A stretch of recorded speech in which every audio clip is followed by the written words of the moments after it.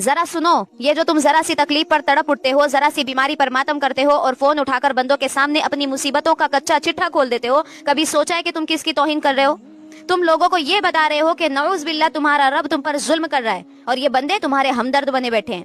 تمہیں لگتا ہے تمہارا دکھ بہت بڑا ہے؟ حضرت یعقوب علیہ السلام کو یاد کرو نا، بیٹا بچھڑ گیا، آنکھوں کی بینائی چلی گئی، برسوں بیت گئے، لیکن کسی انسان سے شکوہ نہیں کیا۔ جب بولے تو کیا بولا؟ انما اشکو بثا وحزنی الی اللہ، میں تو اپنی پریشانی اور اپنے غم کا شکوہ صرف اللہ سے کرتا ہوں۔ وہ تو نبی تھے، ان کا غم پہاڑ جیسا تھا، مگر انہوں نے کالز نہیں کی، انہوں نے محفلیں نہیں جمائی، انہوں نے صرف اپنے رب کو پکارا۔ تمہاری کمر کا درد اور دنیاوی پریشانیاں ان کے غم کے آگے کیا حیثیت رکھتی ہے؟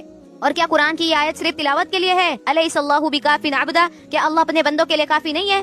اگر تمہارا جواب ہاں ہے تو پھر یہ در بدر کے شکوے کیوں؟ اللہ تو فرماتا ہے کہ ہم تمہیں آزمائیں گے، بھوک سے، خوف سے، مال اور جان کی کمی سے، لیکن خوشخبری کن کے لیے ہے؟ وبشر الصابرین، خوشخبری صرف صبر کرنے والوں کے لیے، جو مصیبت آتے ہی اللہ کی طرف پلٹتے ہیں، لوگوں کی طرف نہیں جاتے۔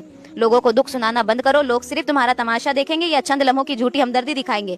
حل کسی کے پاس نہیں ہے، یاد رکھو، جو دکھ اللہ کی یاد دلائے وہ انعام ہے، اور جو سکھ اللہ سے غافل کر دے وہ وبال ہے۔